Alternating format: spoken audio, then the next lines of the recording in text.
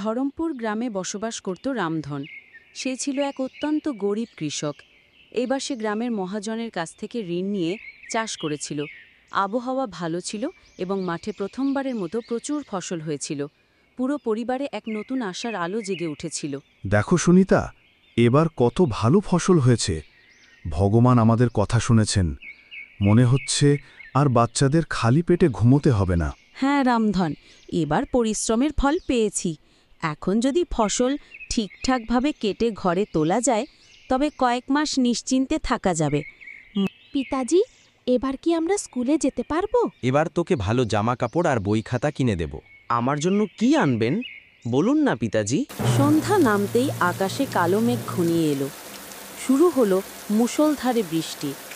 গ্রামের একজন এসে বলল, রামধন, তাড়াতাড়ি চলো, মাঠে পানি ঢুকতে শুরু করেছে। হে ভগবান, সবকিছু যেন ভেসে না যায়। রামধন দৌড়ে মাঠে পৌঁছাল। সেখানে যা দেখল তাতে তার হৃদয় ভেঙে গেল। মাঠ পুরোপুরি পানিতে ডুবে গেছে এবং সব ফসলও তলিয়ে গেছে।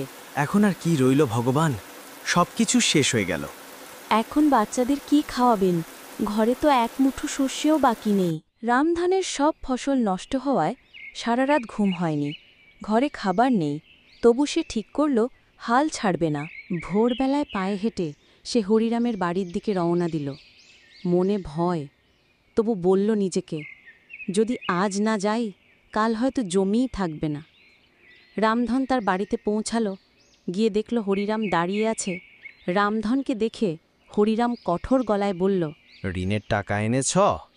তা না হলে জমি আমার নামে হয়ে গেছে। রামধন শান্তভাবে বলল, আমি জমি ছাড়তে চাই না। মাকে একটু সময় দিন, আমি সব শোধ করব। কিন্তু হরিরাম তার কথায় রাজি হয় না। তাকে বলে দিল, তুমি জমি ছেড়ে দেবে। রামধন কিছু না বলে চলে এলো। রামধন এসে সুনিতাকে বলল, আমাদের জমিটা নেই। সুনিতা বলল, এখন কি খাবো? বাচ্চারা কান্না করছে, এখন বাচ্চাদের কি দিব? সুনিত, দেখছি কি করা যায়। আমি একটু জমিতে যাই। প্রতিদিনের মতো সে তার জমিতে যায়, কারণ তার জমিটা ছেড়ে দিতে হবে। কিন্তু এবার সে ভাবল নদীতে মাছ ধরবে। তাই সে নদীর কাছে গেল, কিন্তু সেখানে জঙ্গল ছিল। সেই জঙ্গলের গভীরে চলে যায়। সেখানে সে একটি রহস্যময় রাজবাড়ি দেখতে পায়, যার ভেতর থেকে আলো বের হচ্ছিল। রাজবাড়ির সামনে দুজন রক্ষী ছিল। রক্ষীরা দেখে রামধনকে রাজার কাছে নিয়ে যায়। রাজা রামধনকে জিজ্ঞাসা করল, তুমি এখানে কিভাবে এসেছ? এই রাজবাড়ি তো গভীর জঙ্গলে। রামধন বলল, আমার একটি জমি ছিল, হরিরাম নিয়ে গেছে। বাচ্চারা কান্না করছে খিদায়, তাই মাছ ধরতে নদীতে এসেছি। গভীর জঙ্গলে ঢুকে গিয়েছি, সামনে দেখলাম রাজবাড়ি। আমাকে দেখে রক্ষীরা নিয়ে এসেছে। সুনিতা খুব দুশ্চিন্তায় পড়ল। জমি দেখতে যাবে, কিন্তু এখনো কেন আসে না? খুব চিন্তা হচ্ছে, কোথায় গেল?